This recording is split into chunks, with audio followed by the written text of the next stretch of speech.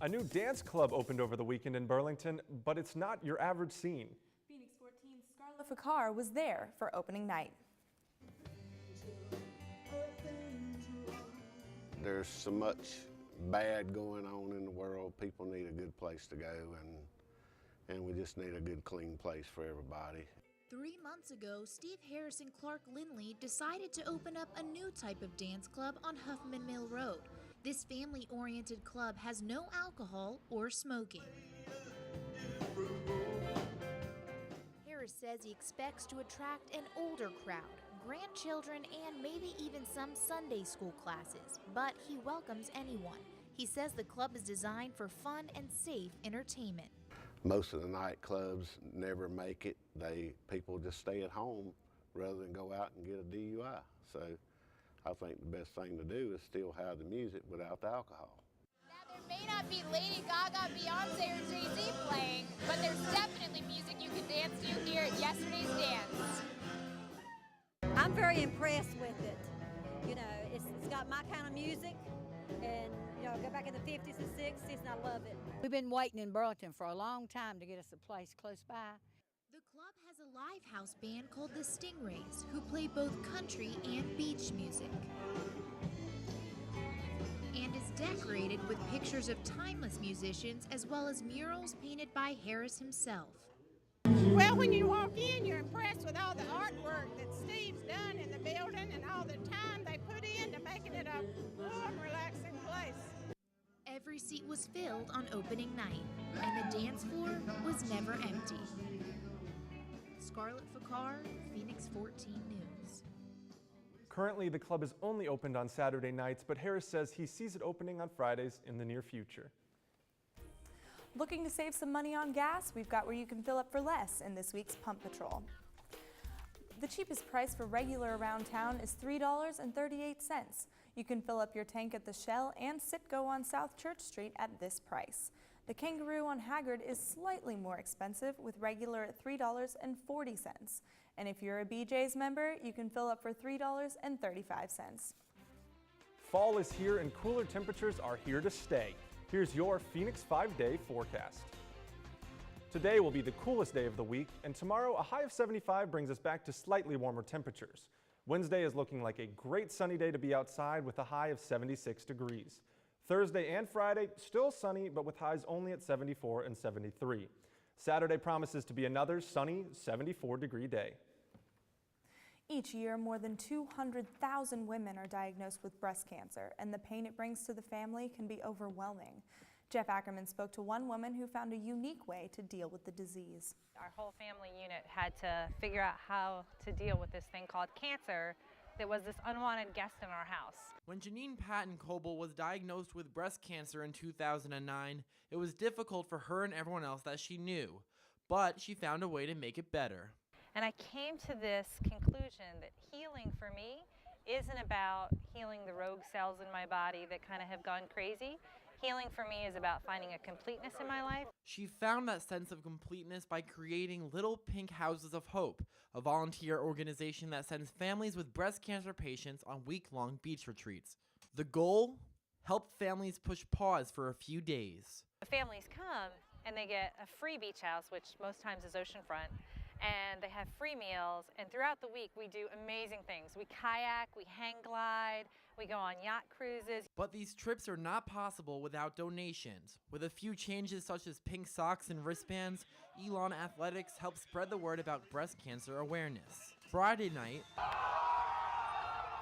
the rugby team was decked out in pink, and on Saturday, the football team, cheerleaders, dance team, and fans wore pink as well.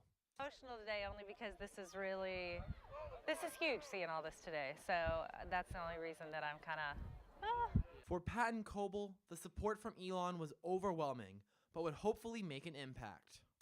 Somebody who I'll never meet is going to be impacted by this week. Whether it's through wanting to be more service-oriented or reaching out to somebody who has cancer or, becoming more centered in terms of their faith. And what seemed like one bad day 2 years ago helped Patton Coble find her true passion of helping others. I got a wake-up call. God hit the pause button in my life and said, you really need to start living the way you should live. Jeff Ackerman, Phoenix 14 News. Little Pink Houses of Hope started less than a year ago, but it's already serving 50 families in the first year from 30 different states and Canada. The football players were wearing pink in Saturday's game to support Pink Houses of Hope. But did it help lead them to the victory? Find out next in sports.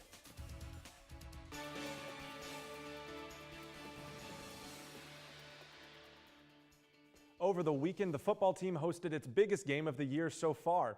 Steve Roth tells us more.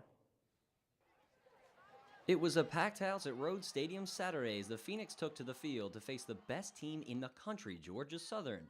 Aaron Millette would need to step up as he usually does if the Phoenix were going to have a chance to win. Elon's second drive of the game ends with a pass from Thomas Wilson to tight end Taylor Berry for the score. That would mark the first time all season that Georgia Southern had trailed in a game. But on their next drive, Wilson throws just low enough for John Douglas to tip and snag the ball and run 33 yards down to the Elon 5. On the very next series, the same result. Wilson throws to his right and it's picked off. Georgia Southern led at the half 24-7.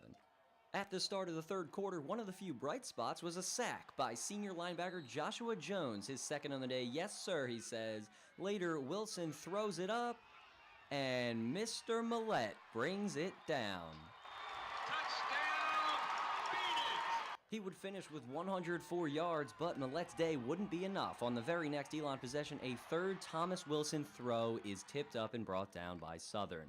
That turnover led to this. Number 5 Robert Brown shakes and weaves his way into the end zone to make the score 38-14. The downward spiral would continue for Elon as receiver Jeremy Peterson fumbles the ball and it's recovered by Southern. Later, looking for receivers and finding no one open, Wilson gets sacked here to cap the loss. They get crushed 41-14. After the game, senior linebacker Joshua Jones talked about moving on. A loss is a loss, and it hurts, definitely hurts, but I know that the rest of the SoCon teams we play, they're not going to care that we lost this game. Steve Roth, Phoenix 14 News. Saturday was a big day for other sports on campus. Jimmy Stevenson joins us for a look at the highlights of all the action from this weekend. The volleyball and the men's soccer teams were both home this weekend. Now, despite the men's soccer team outshooting App State 9 shots to 5, the Phoenix lost their SoCon opener 2-1 on Saturday night. After Elon Gabe Latigues scored off of a free kick 18 minutes into play, the Mountaineers answered back with 2 goals, defeating the Phoenix and leaving them with a 2-6 record. The men's next game will be away tomorrow evening against conference opponent Wofford. Although the men's soccer team didn't get a win against the Mountaineers, women's volleyball took down App State Saturday night, beating them 3-1. On Friday night, the women also defeated Western Carolina, sweeping them 3-0. After these 2 conference wins, the women's volleyball team improves their record to 13-6 and 2-2 in conference play. The next match will be away this Saturday against Sanford. That's all for your Phoenix sports. Back to you two. That's all the time we have for this Phoenix 14 News. For news updates throughout the week, don't forget to follow us on Facebook and Twitter. You can also check out our website at www.phoenix14news.wordpress.com. Thanks for joining us. I'm Jason Puckett. And I'm Nicole Chadwick. Have a great week, Elon.